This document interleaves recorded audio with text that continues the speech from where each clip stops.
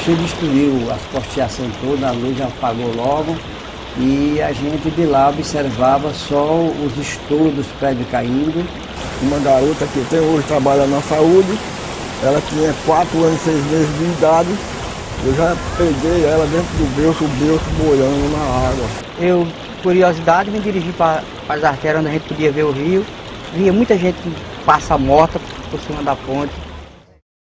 Em 14 de março de 1969, Alagoas viveu uma das maiores catástrofes de sua história. A enchente do município de São José da Laje, a 88 quilômetros de Maceió.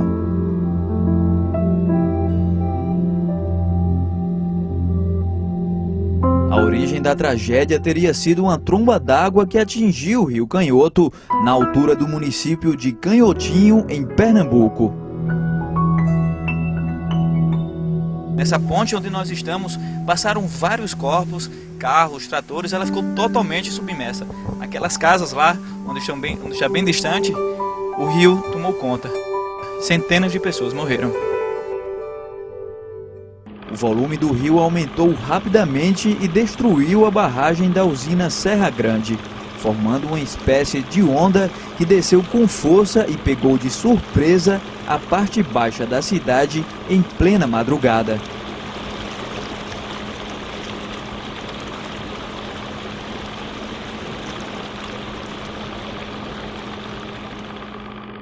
Jornais da época apontam cerca de 1.200 casas derrubadas e mais de 10 mil desabrigados. O número de mortos nunca foi oficializado, mas estima-se que pelo menos 1.200 morreram na enchente. Muitos nunca foram encontrados.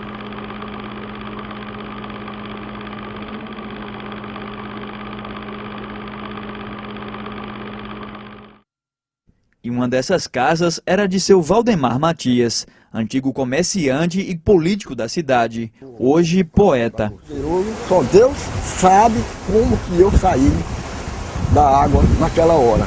Já com água na cintura, já descendo gente morrendo, descendo copos, tambor de óleo da usina Serra Grande, gasolina. Chegou a ver muita gente morrendo? Eu vi. Muitos prédios caídos, a gente só via os talos, os estouros dos prédios caindo dentro da cheia, dentro da água. 4 horas de cheia para acabar São José da Laje. Porque ela chegou 2h40. Às 6 horas ela já tinha baixado mais de 5 metros de água. Seu Oswaldo Timóteo era comerciante e vice-prefeito da cidade na época da tragédia. Mesmo depois de 40 anos e com 79 de idade, ele não esquece os detalhes daquela madrugada. Na época? Como era uma época da festa do padroeiro aqui em São José, a cidade estava cheia de gente de fora, muita gente e tal. E a cheia veio e pegou todo mundo de surpresa. Eu estava na minha casa, dormindo com a minha família, e fomos, graças a Deus, avisados por um rapaz que trabalhava na rede ferroviária, que tinha recebido um telefonema da usina Serra Grande, o chefe da estação comunicando a ele que ele avisasse as pessoas que moravam na margem do rio.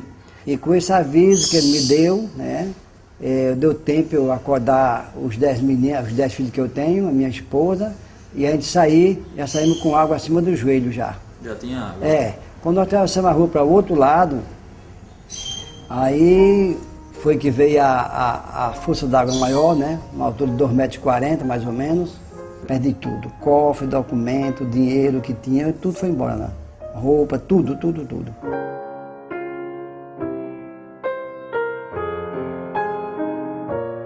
Pegamos uma escola que tinha um alpendre grande lá, nós ficamos lá. E as pessoas gritando, pedindo socorro.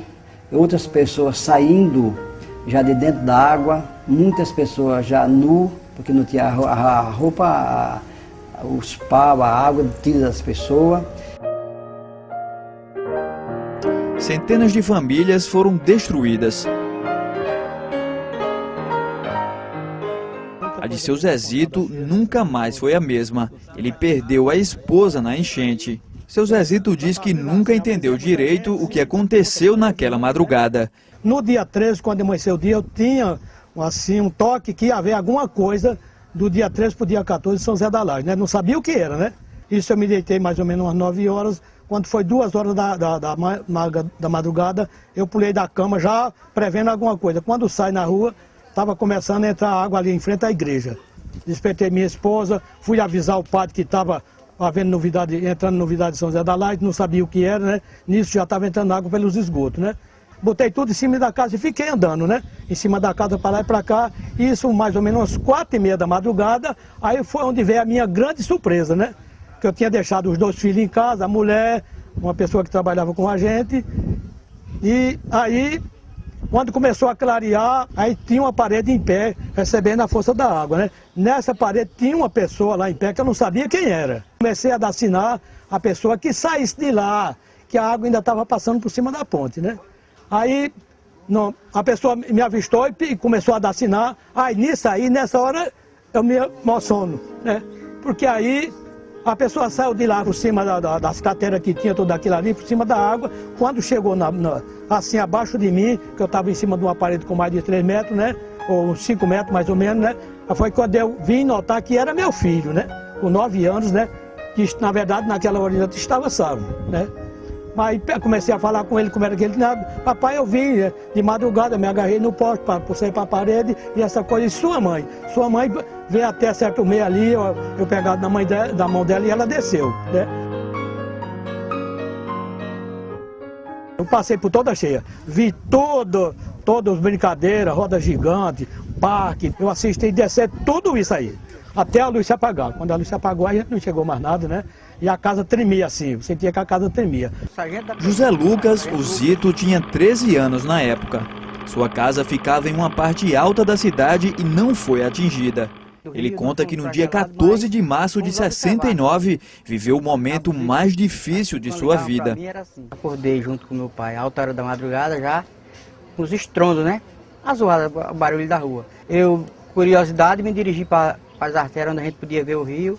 Via muita gente passar morta por cima da ponte, o pessoal gritando, pedindo socorro. Os meus pais, que eram o pessoal mais antigo, puxando o povo com cordas. A polícia veio de Maceió via helicóptero. Aí a partir das 8 horas eu tomei café, era um desmantelo, todo mundo chorando. Eu fui para a delegacia. A delegacia estava chegando todos os mortos já. Já tinha mais ou menos 9h30 do dia, já tinha uma faixa de umas 500 pessoas mortas na delegacia. Os soldados pegavam uma lata de água, no tonel, lavavam a face dos mortos para ver se o pessoal, os curiosos, identificavam. Quem era identificado, eles colocavam uma plaqueta de papel no peito assim do defunto já morto, identificado. E quem não era, eles puxavam para lá, era só botar em cima de uma carroça e levar para o cemitério. Mesmo ainda adolescente, na manhã daquele trágico dia, Zito foi chamado pela polícia militar para ajudar na procura dos mortos. Eu ganhava feira e ganhava roupas, que a gente fazia o seguinte, tinha a faixa de 10 meninos, que a gente recebia uns pacotinhos de vara, umas tabicas. Aí, vamos supor, no meu caso, eu era Zito, aí recebia vara amarela, o João recebia varas azuis, Pedro recebia branca. E a gente saía pelo rio, onde tinha uma poça de água, a gente entrava procurando defunto com os pés. Quando a gente encontrava um defunto, aí enfiava uma vara de lado e a polícia vinha pegar. Achei mais de 10. Depois do 3º dia a gente não podia se aproximar não, porque a carniça era grande. O urubu era quem achava pra gente.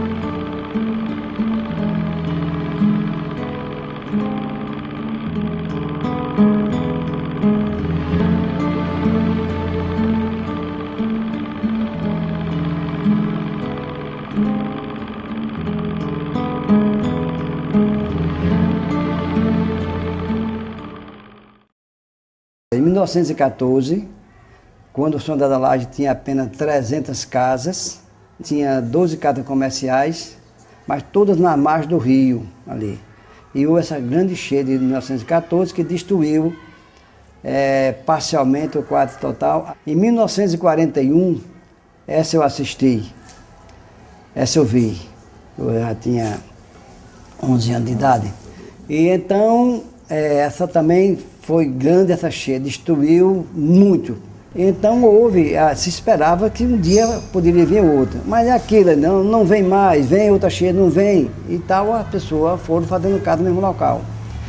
Seu Valdemar conta que já acordou com a água do rio dentro de casa. Quando eu saltei da cama, então já fui dentro da água. Já estava com água quase acima do joelho. Hoje ele mora em uma rua um pouco mais acima, mas não muito longe do Rio Canhoto. Mesmo assim, ele não pensa em sair dali. O certo, ela teria acabado São José da Laje. A gente sabe que tudo pode acontecer. Depende do papai lá em cima, né? Tudo pode acontecer. Mas quem nasceu para morrer hoje, não fica para amanhã. Vai hoje mesmo. Então eu sou contrito a essa história. Vai ficar por aqui mesmo, né? Eu vou ficar por aqui mesmo até o dia que papai chamar. Seu Agenor Fernandes é um dos moradores da cidade que acreditam que uma nova enchente pode voltar a acontecer. E segundo ele, isso está bem próximo. Não vai demorar não. A sabedoria é do rio. A ciência é do rio, não é ninguém que tem ciência, é o rio que dá o saber. A gente ainda corre o risco, porque a gente vê as áreas que eram condenadas pela Marinha na época, que não era para construir, hoje em dia está construído. Se vier outra enchente daquela proporcionalidade, carrega todo mundo. Mesmo depois de várias enchentes que marcaram a cidade, a população continua vivendo às margens do Rio Canhoto. E em época de chuva, esse perigo aumenta. A pessoa tem que sair tudinho das casas aqui. É muito perigoso. Só pega os documentos e pronto. E segundo esse historiador, foram as chuvas somadas à degradação do rio que causaram a enchente. Eu pude ver durante a pesquisa que tinha na época um geógrafo, era o Ivan Fernandes Lima. Ele alega que o assoreamento do rio, que naquela época já era uma preocupação, e a derrubada da mata ciliar contribuiu muito para isso. Agora, eu já em entrevistas com pessoas de mais idade, eles dizem que na infância escutavam falar que o rio passava justamente por aqui. E se você acompanhar o curso do rio, você vê que dá a impressão que ele tenha sido desviado. Acho que com o crescimento da cidade, eu vi algumas fotos da cidade antes da construção dessa área aqui, onde fica a igreja, o rio era bem rente. Quando deu essa cheia, ele veio pelo caminho dele. Ele veio pelo caminho dele.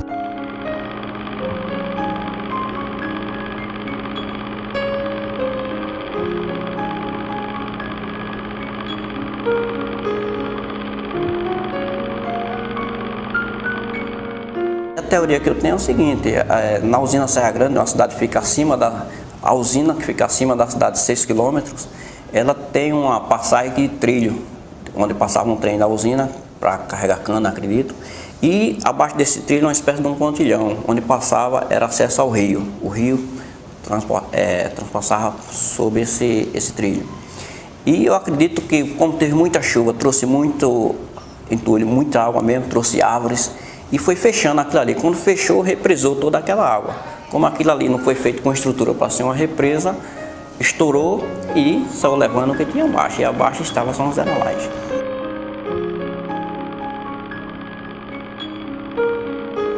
Nos dias que seguiram a tragédia, a cidade virou comoção nacional. Durante muito tempo chegaram donativos de todo o Brasil e até de outros países.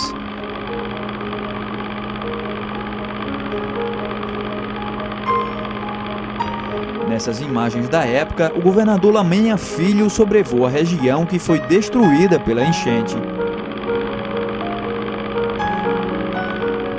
Depois da remoção dos cadáveres, né, tudo, sepultaram lá, enterraram em valas, foi cavado valas no cemitério, valas enormes, e botado um enterro assim, em mutirão, assim, muitos numa vala só, né. Aí começou a parte de assistência à população, né? O governo mandou a equipe de pessoal com remédios, com médico universitário, a equipe de pessoas para trabalhar, a Polícia Militar da Lagoa veio com comando, o mundo todo se comoveu, porque na realidade as manchetes dos jornais naquela época diziam uma cidade fora do mapa, São José da Laje, Alagoas, Brasil. E isso comoveu o mundo todo, né? E de todas as partes, de vários países, mandaram ajuda aqui, alimentação, agasalho, víveres, essa coisa todinha, para socorrer a população naquela época.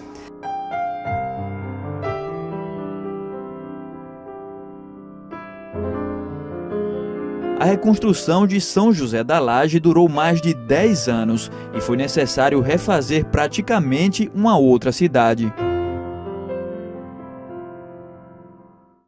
Até hoje, algumas construções destruídas da época são mantidas como forma de preservar a história. A antiga matriz de São José é uma delas. Hoje resta apenas uma lateral do prédio original e que serve como um marco da tragédia. Da minha casa dava para ver a torre da igreja. A cruz era representada por um galo, né? E vi quando caiu e subiu aquela poeira. E todo mundo gritou, caiu a igreja, né?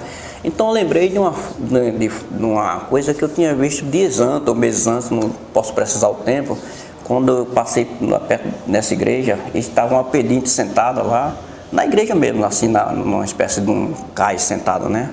Na barra da igreja.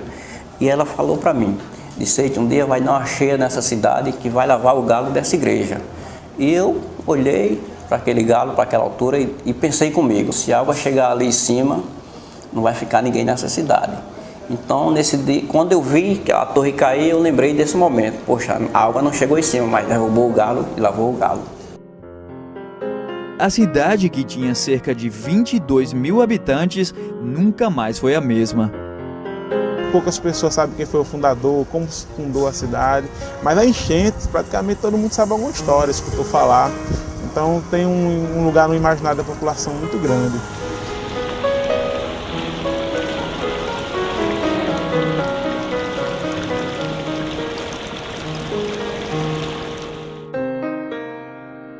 Há 40 anos, São José da Laje entrou para a história por ter sofrido uma das maiores tragédias naturais do país. Um destino trágico, mas ao que parece, não aprendido por seus governantes e por uma parte de sua população.